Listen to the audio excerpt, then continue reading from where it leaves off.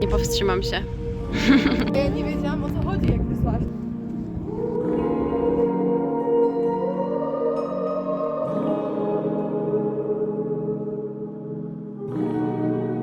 Weź mnie, ja muszę być jak weźmy słodko. Nie będę. Telefon masz ten bloczek, o Jezus, boję się, że jest wyświetlić.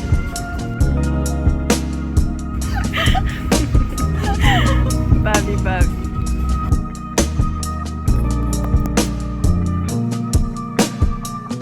I might come off as a bit disrespectful or ignorant towards others' suffering because I sometimes generalize this idea of how we should treat, let's say, mental illnesses or any kind of, psyche hiccups. I often say, breathe.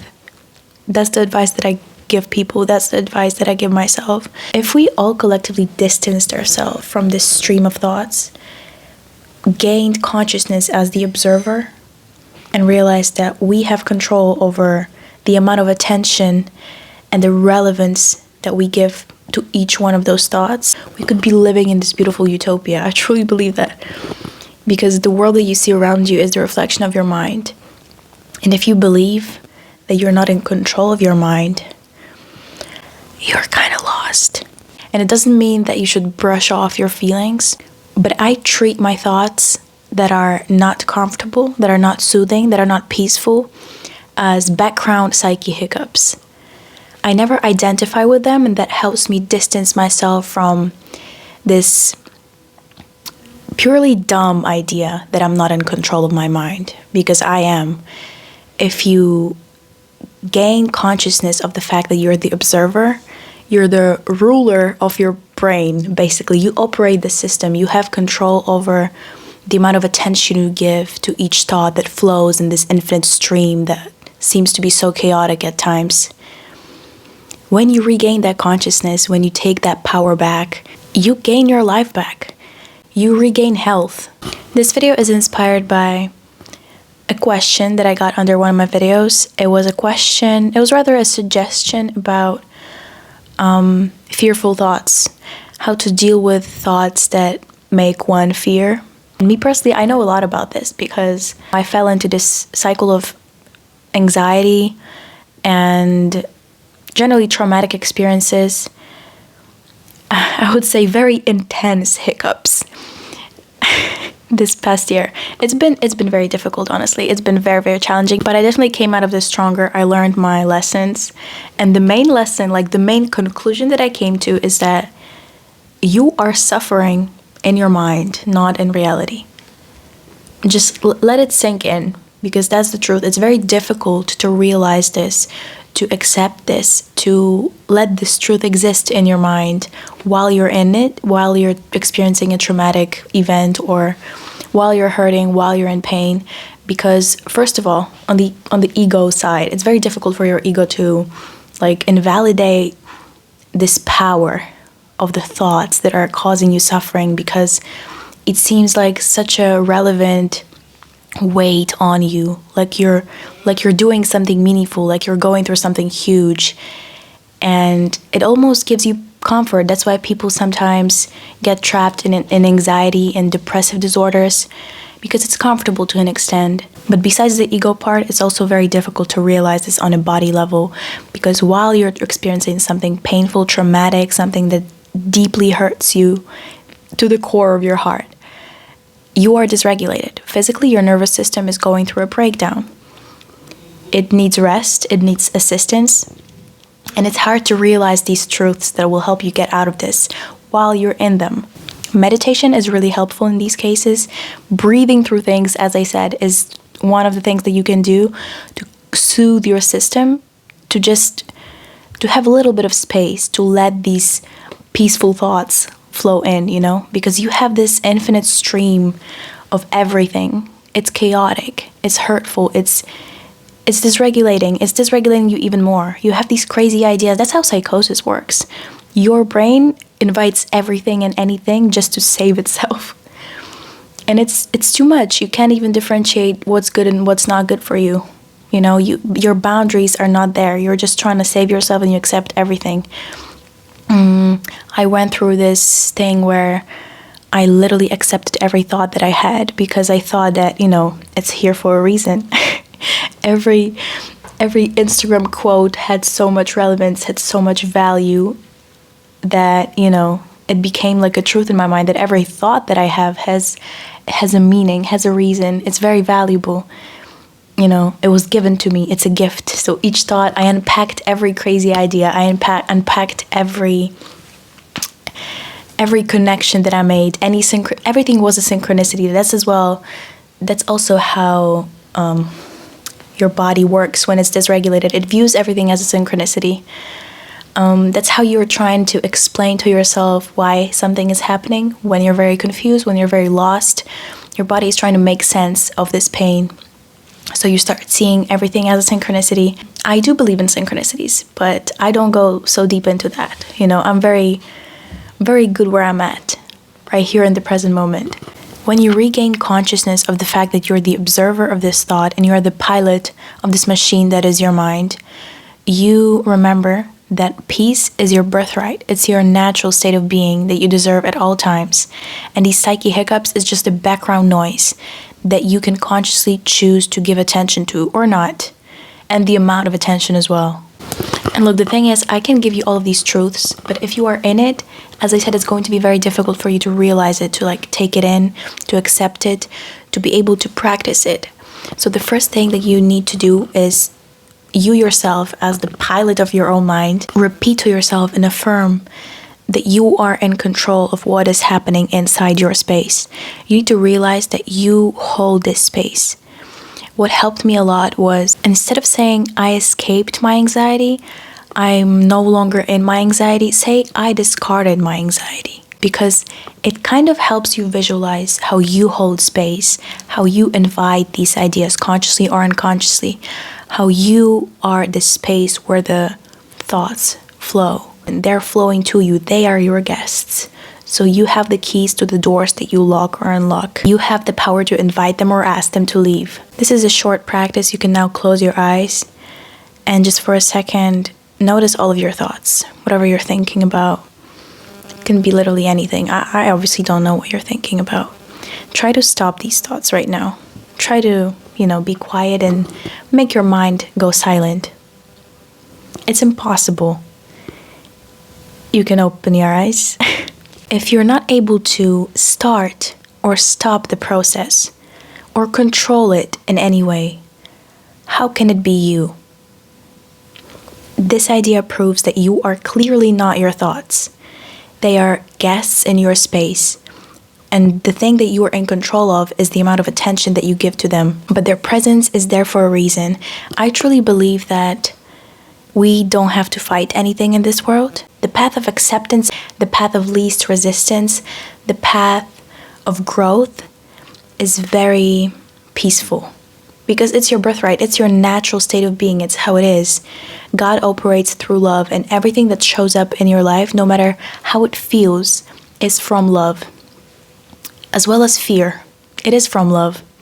God is non-dualistic. It's two polarities intertwined together. It's a deeper thought that it's a deeper it's a deeper rabbit hole that I don't want to come back to, but I've realized this. I've stabilized this idea in my brain. I'm good with this realization with no details, but you can go deeper into it if you feel comfortable. What I mean is every thought, even the anxious one, even the uncomfortable one, even the fearful one, is here to lead you towards love. It's here to make you closer to your natural state of being. Every thought is a teacher. Every challenging conversation is an opportunity for growth. Every anxious situation, every panic attack is an opportunity for you to get closer to your natural state, your peace of mind, to God, to love. Treat every uncomfortable thing as an opportunity to grow and get closer to where you want to be, which is love. If stopping thoughts is impossible, allowing, accepting them, and becoming less resistant to them is the only way out. So instead of resisting them, trying to fight your opponent, which is, your thought, your opponent, treat them like teachers. Because in martial arts, every opponent is basically your teacher. Very interesting way to look at it. Every thought shows you something about yourself. Not every opponent is as valuable. Not every opponent will give you the same amount of insight, same amount of energy, same amount of the same emotion. But it's there for a reason. And this reason can be to just be there, to take up space. This reason can be to change your life completely. This reason can be to lead you closer to God. It can be anything, but you cannot resist them if you want them to flow smoothly. Move like water because you're literally water in a different form. Do not resist it. Let fear be there because it's here to show you love. Affirm to yourself that you're always safe. Fall into the lap of abyss to find trust there. You will discover that you are so safe when you release any type of attempt of controlling your mind. That's how you actually regain control of it. Instead of focusing on controlling each thought and shutting down the noise and making your mind go silent, allow it. And it's exactly how you regain control of this door that you can lock and unlock. Because this door is not stopping the flow of thoughts. They're going to be there. They're going to be more quiet. They can be louder. This door that you're in control of is only the metric of the amount of attention that you give to these thoughts, not the presence of them, because their presence is a part of how the human brain works. Without these thoughts, we wouldn't be having these conversations. They are so relevant. We need to be grateful for our thoughts. We are blessed to have these beautiful thoughts, and fearful one as well. They are here to help you. Fearful thoughts on a biological level, we're here to help you survive, help you escape the tiger. You know, you're always cautious, you're always alert, but in situations where you've been put through trauma, where you went through something painful, you're hyper alert and hyper conscious. That's why your mind is always on its tippy toes and thinks that it needs to save itself, you know? It's not the truth. And if you regain consciousness of the position of an observer, you regain the power to give your attention to the thoughts that you want to give attention to, because you are in control. Just don't overfeed this thought, because when you are consciously trying to control it, it runs away from you. To give you some comfort, reassurance, and maybe actionable ways how to overcome fearful thoughts and strengthen in this idea that you are not suffering in reality, but you are suffering in your mind. Regulate your nervous system. One of the simplest laws is as within, so without. To be able to regain peace within your mental space, you need to regulate your nervous system, which is a physical place in your body. And even if it seems like you're not able to do that because you're so dysregulated, you might be so disoriented, you know, this situation can be very extreme. You have infinite capacity, infinite connection to God and the source of this peace that you're craving in you right now. It's like when David Goggins said, when you're so exhausted and so tired, it means that you only used, I don't remember the percentage, like 60% of your power or 30%. You have so much more than you think. Your body starts beeping and showing you that it's exhausted when it still has more than half of the energy. So if you think that you're not able to regulate your nervous system, and you think that you can't, it's actually when you have access to this thing more than you can ever imagine. This thing in this situation is peace. So the main focus to reach the mental peace is to physically pacify your body. Tell it that it's okay. And there are ways to do that. There are ways to regulate your nervous system. I'm gonna tell you the easiest, quickest ones. The simplest to explain. Meditation, you can go into it. Breathing, you can connect these together.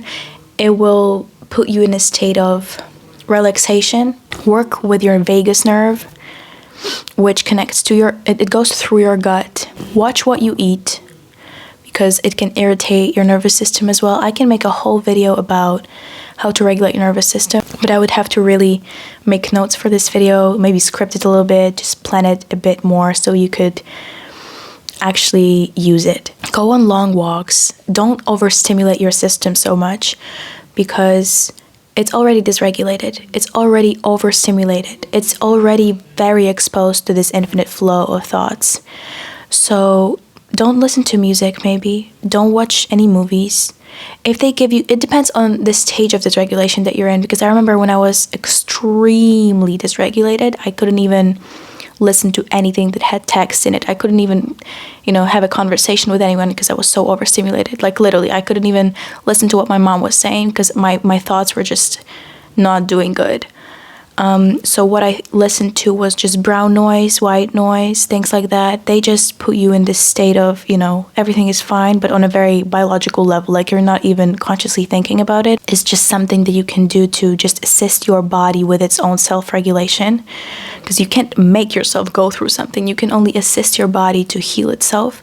You can help it because it will do it on its own. That's how nature works. It regenerates. Cycles. I thought that was obvious, but I think I had to say that. Never run away from fear. Never fear your fear. Accept your fear. Walk in the direction of the fear. Show it that it's welcome here because you realize why it's here. And you can explain to the fear. Some part of yourself will always be conscious of the fact that your thoughts are not here to hurt you. And when you catch that part of yourself, hold on to it and let it lead you. So it can, select these thoughts and tell them that it's fine. They're welcome here, but it can also go. And from there, you'll be able to consciously choose how much attention you'll be giving to each thought. It's a process. Don't rush it. Be patient with yourself. Regulating your nervous system is a big blessing that not many people go through. You have to hurt a lot to even come to realize that there is such a thing as regulating your nervous system. But it's a blessing because you will use it for the rest of your life. It's very helpful on your self-discovery, self-improvement, I don't know, whatever you want to call it. It's just it's a tool.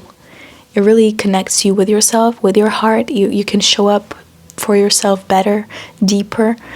You just become stronger from everything that you go through. That's why pain and suffering and fear needs to be there.